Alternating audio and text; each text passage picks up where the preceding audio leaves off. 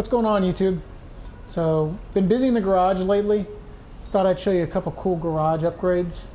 One's going to be right up there. That's a mini split AC unit, which we'll get to that. But another important one that's important in all garages, is lighting. So as you can see, I've got some LED lighting that I put up years ago. And I only put it up in one front portion. I actually was able to get the same exact lighting kit, which they still sell, which I'll link in my description here, right here. So it's a 6-pack of the LED lights, and we're gonna finish this off. So as you can see where it stops, we're gonna go ahead and make a giant rectangle so we get more lighting. That's the one thing you definitely need in a garage. You're always gonna need more lighting. Now that I've got the AC unit, I'm probably gonna work in the garage with the door down more often. So it'd be nice to have that lighting. Now when that garage door does go up, I'm obviously I'm not gonna get any lighting in the rear. That was my original decision. So when I put this lighting up was, well, probably don't need to put lighting up over there because the garage door, when it's up, it's gonna block it. But now that I'm gonna have the garage door down more, it makes sense. So let's hang out, let's hang some lights and take a look and see what it looks like afterwards. Let's get into it. Here's the product coding. Again, I'll link this in my description. But this is the Barina T5 shop lighting, 6500K lighting color, 4-foot panels, 6 each. And again, got this on Amazon. Great price on it too. I forgot the exact price, but I think it was like 50 bucks for 6. So all in, I think I'm gonna have about $100 in this lighting. Let's crack it open, take a look at it.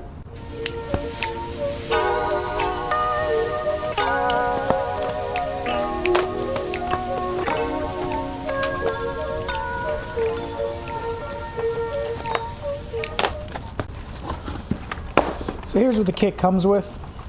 You've obviously got your 6 panels.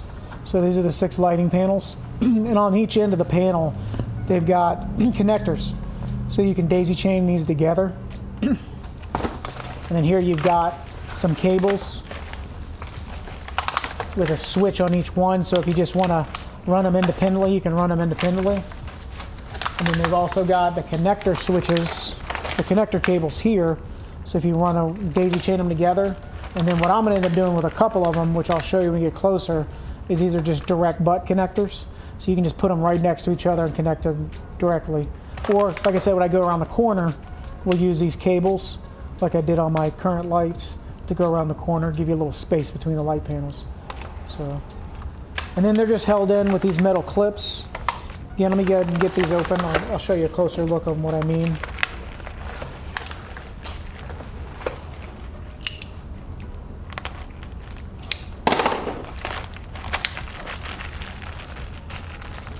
So here, we've got our butt connectors. We've also got the metal clips that hold it up. So here's the metal clip that I was telling you about. This clips into the back of the light panel, and it's just got one screw hole. You just screw it up in. These lights are very, very light, so it doesn't take a lot of force or a big screw or anything like that to hold it up in the ceiling. So let's get it all out and start hanging them out. All right, so we've got everything unboxed that we're gonna be using. So we've got all of our clips, got our light panels and our cables. Now it's really about mapping this out. You know, I was debating on just taking all the lights down and redoing it, but I actually like this pattern that I have so far. It works pretty well for me. So in looking at the current light panels I have and kind of laying them out on the rooftop, I think what I'm going to end up doing is coming off this light, coming forward 1, across here 2, down again 3. That'll give me a little bit more lighting in this area, and then kind of doing a diagonal that way, 1, 2, 3. Might look kind of funky, but I think it'll work pretty well. That'll provide some additional lighting in the back, but really focus the lighting on the front, which is really where I want it anyways. yeah, let's lay it out. I might hang a few. We'll test it out and see. I'll bring you guys back in once I've got maybe 1 or 2 hung. I'll show you how I hang them. I'll give you an idea of what I'm thinking. So I just take a light. I've already got 2 of the clips on there. Got 1 of the plugs. Luckily I'm tall, so all I need is just this 2-step stool to get to the roof. So what I'm thinking is I can plug that in there and do a diagonal here, like something along these lines. I think that'll look pretty good. Could even cut it a little closer. That might be all right. So if I do that, let me mark it.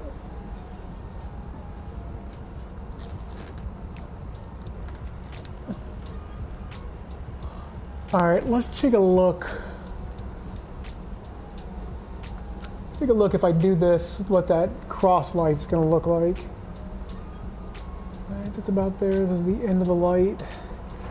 So if I were to do that, and now I'm coming across. Okay. Yeah, I think that's doable.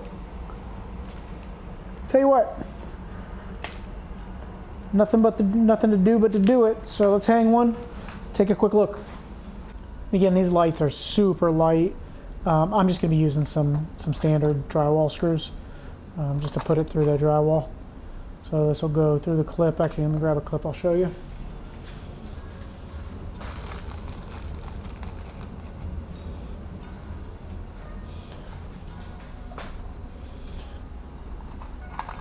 So I'll just use this, drive it through the clip.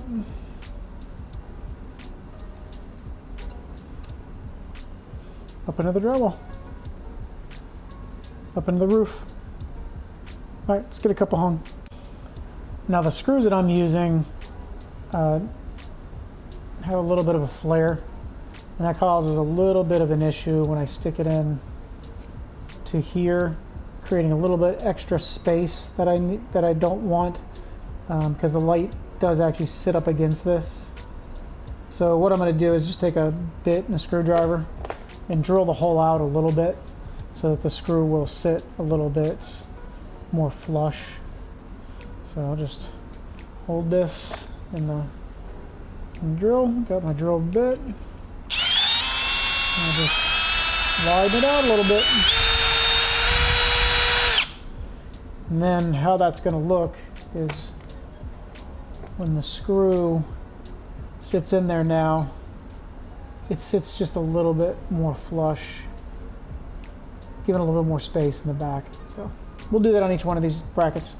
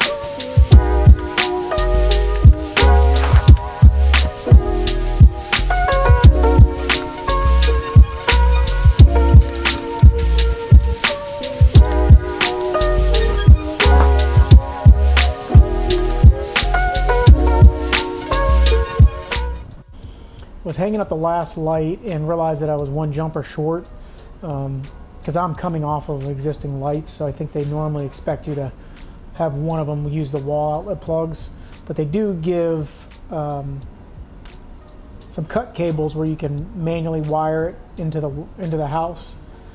So they gave you two of them, luckily, and the way that I had routed it ended perfectly where I could put the last light, which is going to be the deadhead light, with the plugs. So I was able to just splice these together, used some good fittings, some good connections. I'm going to wrap this in some electrical tape, some Tesa tape, and then this will work. I've already tested it, so this way I'll be able to link the last run of lights. Now I am running probably more lights than they recommend. I think for this series of lights, they don't recommend any more than 8 lights in a series. I'm gonna have 12, so it's working. They're not gonna be on constantly, so I think it'll be okay. This is all LED stuff, so it should be, pulling less amperage, less voltage. So we'll see. I'm gonna go ahead and wrap this up. We'll tape this up, and then I'll get that last light hung, and I'll take it in, take a look, see what it looks like.